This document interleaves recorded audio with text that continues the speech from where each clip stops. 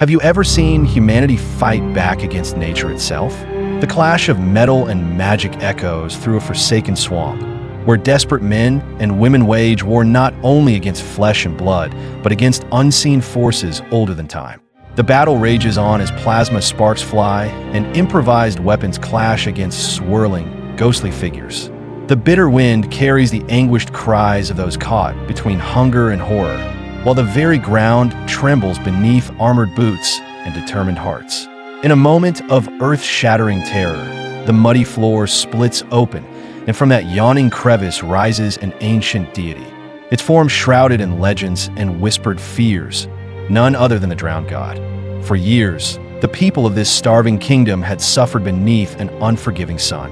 What was once a land of lush fields and abundant harvest had withered into barren stretches of cracked soil.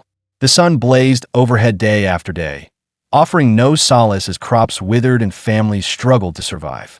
In the darkened corners of ruined cities and sprawling farmlands, hope was all that kept them going.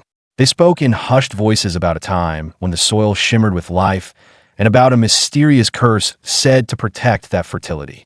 Rumors passed from one desperate soul to another.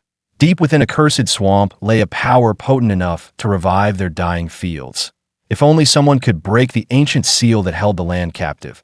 When a call to rescue the kingdom rang out through every street and alley, a spark of hope ignited in the hearts of the downtrodden. Driven by hunger and the will to save their families, brave souls gathered their meager tools and set their sights on the haunted swamp. Their plan was as bold as it was desperate. Drain the swamp, reclaim the hidden nutrients, and let fertile soil flow again. This mission, born out of sheer necessity, was more than an attempt at survival. It was a battle for reclaiming the dignity and future of their people. These volunteers were not trained soldiers. They were farmers, mechanics, laborers, and everyday people whose lives had shrunk to the margins of despair. Yet, armed with ingenious ideas and an unyielding desire to survive, they ventured into the heart of the forbidden wetland. Under the eerie glow of flickering flood lamps and the hum of re-engineered machinery, the operation began. Old war machines were given new life as the workers transformed them into makeshift farming equipment. Plasma drills, originally forged to tear through enemy armor, now served as irrigation tools, cutting channels through the swamp to redirect precious water. The murky waters and thick mist of the swamp seemed almost alive, as if the very environment was aware of the intrusion. Shadows flitted at the edge of vision, and the age-old stories of a guardian, of the drowned god, grew louder in the collective heartbeat of the people. Some believed the deity was a malevolent force, a curse meant to punish the greedy and the reckless. Others, however, maintained that it was a misunderstood protector, angered only when the delicate balance of nature was tampered with it. As the machines roared and the land slowly began to transform, small pockets of life emerged from the darkness. In places where the soil had been dead for decades, green shoots began to push through the hardened earth. Hope, fragile yet persistent, took root. But this newfound life came with unforeseen costs. With every scoop of earth removed and every drop of water diverted, the delicate equilibrium of an ancient pact was disturbed. Whispers of unease spread among the workers, a growing murmur that something far greater than they could understand was awakening. Old legends, passed down through generations, described the drowned god not as an evil spirit, but as a keeper of nature's secrets, a guardian ensuring that only those who honored its power might reap its gifts. Then, amidst the chaos of the draining operation, and as ghostly wraiths began to swirl around like angry specters, a sudden twist shattered the familiar narrative. The force that everyone had feared was not acting out of blind malice. It was desperately trying to restore balance. In their haste, the humans had unwittingly poisoned the land by removing a vital curse that, in its own dark way, maintained the natural order. This reckless act set off a chain of catastrophic events. Ferocious storms tore across the newly reclaimed fields. Lightning cracked the sky open, and the very winds seemed to carry the scent of decay. Crops, once promising symbols of renewal, twisted into mutated forms that defied nature's logic. It became painfully clear that in their bid to save themselves, the people had crossed a line, and the cost of their ambition was now being exacted by the wrath of the ancient guardian. As the supernatural tempest reached its fury, the people found themselves at a critical crossroads. Hardened soldiers, scarred by endless battles and loss, demanded that the awakened deity be destroyed. Their voices, rough and unyielding, echoed with the call for retribution against the force they believed had betrayed them. In stark contrast, the farmers, whose lives had always been intertwined with the rhythms of the land, pleaded for mercy. They argued that the drowned god was not a monster to be vanquished, but a wounded protector whose anger was born of pain and disruption. In the heart of the storm, heated debates unfolded along the muddy banks of the swamp. Under the dim light of emergency lamps and the steady hum of abandoned machinery, the two sides clashed. The soldiers, with their hardened expressions and battle-worn hearts, represented a world where only strength could prevail. Meanwhile, the farmers, with soft yet determined voices, recalled the old lore and the wisdom of living in harmony with nature.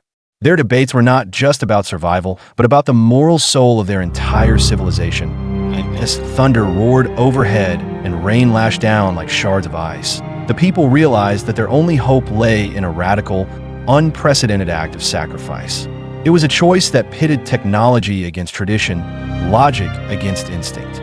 The farmers, in a moment of profound clarity, proposed returning the stolen curse by re-flooding the swamp. This plan meant abandoning the very machines that had given them hope moments before. With heavy hearts, they shut down the plasma drills and dismantled the jury-rigged irrigation systems. In their place, they prepared to welcome back the natural order. It was a bittersweet decision, one that acknowledged the damage done and sought to mend the fractured bond between humanity and nature. Gathered in a circle near the swamp's heart, the people activated their terraforming tech one final time. They allowed floodwaters to surge back into the parched land, letting nature reclaim what had been stolen. The water rose steadily, a living embodiment of the promise to restore balance. As the ancient soil drank in the revitalizing moisture, the sky, which had been marred by angry clouds and relentless storms, began to clear. In that quiet, trembling moment, the drowned god emerged once more, not in fury, but in a solemn, almost sorrowful grandeur. Its form towered above the re-flooded landscape, spectral eyes reflecting centuries of wisdom and pain. In the midst of this eerie stillness, a small figure emerged, a young farmhand, barely more than a child, whose eyes shone with both innocence and determination. The child, trembling yet resolute, stepped forward and offered a single, withered crop. It was the last remnant of the cursed harvest, a symbol of everything that had been lost and a plea for forgiveness. The humble offering, carried on small hands, resonated deeply with the ancient deity. The drowned god's furious gaze softened into a calm acceptance, as if the purity of the gesture had washed away the anger that had once burned so fiercely. In that transcendent moment, it became clear that the battle was not won through might or violence, but through understanding, sacrifice, and a willingness to make amends in the days that followed. As the waters slowly receded and life began to stir again, the kingdom started to heal. The fields, now a harmonious blend of reclaimed land and nurtured nature, flourished with vibrant crops. The once haunted swamp transformed into a living symbol of renewal, a place where technology and ancient magic coexisted to nurture the earth. People spoke of the miraculous turnaround with reverence, recalling how human ingenuity had been tempered by compassion and respect for the natural world. The once divided voices of soldiers and farmers found common ground in the shared realization that true strength lay in unity and in the willingness to learn from the past. Yet even as the kingdom celebrated this hard-won victory, a lingering question haunted them. Far above, on a vast star map illuminated by distant suns, other cursed planets glowed softly. Each one was a reminder of the countless mysteries that the universe still held, and of the many battles yet to be fought. At night, as families gathered around small fires and elders recounted the tale of the cursed harvest, they would gaze upward and wonder what challenges awaited humanity among the stars. Would they find more worlds to tame and bring back to life? Or would the lessons learned in the swamp serve as a cautionary tale for future generations? In the quiet moments of reflection, the kingdom began to understand that their journey was far from over. The story of the cursed harvest was not merely one of survival against nature's wrath. It was a saga of hope, sacrifice, and the enduring power of human ingenuity. Every choice they made now resonated across time and space, a ripple in the vast tapestry of existence. The ancient lessons of the swamp had taught them that sometimes the greatest battles were fought within the heart. It was a lesson in humility, reminding them that while technology and determination could achieve wonders, true progress required a delicate balance between ambition and respect for the natural world. As the days turned into weeks and the kingdom's recovery became a steady rhythm of life, debates arose among the people. Should humanity push forward to conquer and cultivate these new worlds, or should they pause and learn from the mistakes that had nearly cost them everything? The once clear lines between friend and foe blurred as scientists, farmers, and veterans gathered to discuss the future. In town squares and on the banks of revitalized rivers, voices rose in passionate discussion. Some argued that expansion was inevitable, that the human spirit was meant to explore and settle the farthest reaches of the galaxy.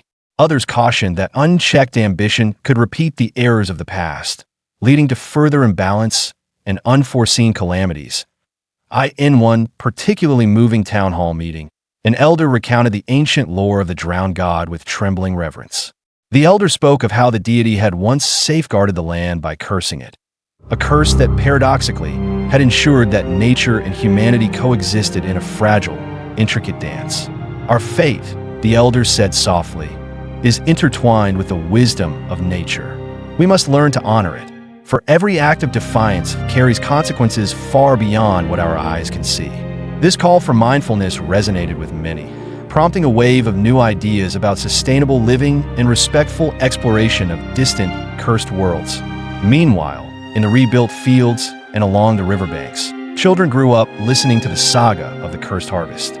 Their games were filled with tales of brave farmers, haunted swamps, and ancient gods who could both punish and heal. Teachers wove these stories into lessons of history and ecology, ensuring that future generations remembered the cost of hubris and the rewards of humility. The memory of that fateful day, the moment when a child's offering changed the course of a kingdom, became a cherished part of their cultural heritage. It was a reminder that even the smallest act of courage or compassion could alter destiny. As the kingdom looked to the stars, planning missions to explore new horizons, a subtle shift in perspective took hold. The dreams of colonizing new planets were tempered by the hard-won wisdom of their past. Every new world, every unexplored landscape, was approached not as a prize to be conquered, but as a living entity deserving respect. Engineers and scientists collaborated with spiritual leaders and elders, blending modern technology with ancient wisdom to develop new methods of terraforming that honored nature's intrinsic balance. They built spacecraft designed not just for speed and conquest, but for delicate stewardship of alien ecosystems. In this spirit of cautious optimism, the kingdom began its slow expansion into the cosmos. New missions were launched, each one accompanied by ceremonies that echoed the ancient rituals once held in the shadow of the cursed swamp. The rituals were simple yet profound, a silent promise to respect every world as a living, breathing partner in the dance of existence. The first steps onto these new lands were tentative, marked by careful surveys and gentle interventions rather than aggressive colonization. Every act was a reminder of that fateful day when humanity learned that brute force alone could never heal a wounded world. Night after night, as star maps lit up with the faint glow of distant planets, people marveled at the endless possibilities of the universe. They wondered if, on some far-off world, another ancient guardian might be waiting, perhaps not to punish, but to guide them in finding a better way. The stories of the cursed harvest and the drowned god became a touchstone for these dreams, a living reminder that the path to a thriving future was paved with both struggle and sacrifice, innovation and introspection. The kingdom's journey, filled with battles, debates, and moments of quiet triumph, stood as a testament to the resilience of the human spirit. In the end, what had begun as a desperate fight for survival evolved into a grand quest for balance, a search for harmony between humanity's unyielding drive to conquer and the gentle, unspoken power of nature. Every citizen, from battle-hardened soldiers to humble farmers and curious children, carried this lesson in their hearts. It was a story that would be told and retold for generations, a story of hope rising from the depths of despair, So now, as you listen to the echoes of this saga, ask yourself, is our future written in the cold logic of machines and conquest, or can it be shaped by the warm, tender touch of respect for the natural world? In the vast expanse of the universe, where every decision sends ripples through time and space, the answer is not simple. It is a choice between unbridled expansion and mindful stewardship, between relentless ambition and the quiet wisdom of balance. Let this tale be a beacon, guiding us as we face the challenges of tomorrow. The next chapter of our journey lies hidden among the twinkling lights of distant galaxies, waiting for us to step forward with both courage and caution. Should humanity expand to embrace the unknown, or should we learn to honor and preserve the fragile beauty of the worlds we already call home? The debate continues, echoing through the cosmos as a reminder that every choice we make matters. Thank you for joining this journey through a world where metal met magic, where despair transformed into hope, and where a single act of innocence reshaped destiny. Your thoughts, your questions, and your dreams might just be the spark that ignites our next great adventure. So, as we close this chapter, remember that the universe is vast, mysterious, and filled with opportunities for those brave enough to listen to the wisdom of both science and nature. Should humanity push forward to conquer new worlds, or should we pause, learn, and preserve the delicate balance that sustains us all? Share your thoughts in the comments and join the conversation. Every idea, every story, and every act of courage lights the way for our future. Until we meet again among the stars, keep questioning, keep exploring, and never forget that in the grand tapestry of existence, even the smallest act of kindness can change the course of history.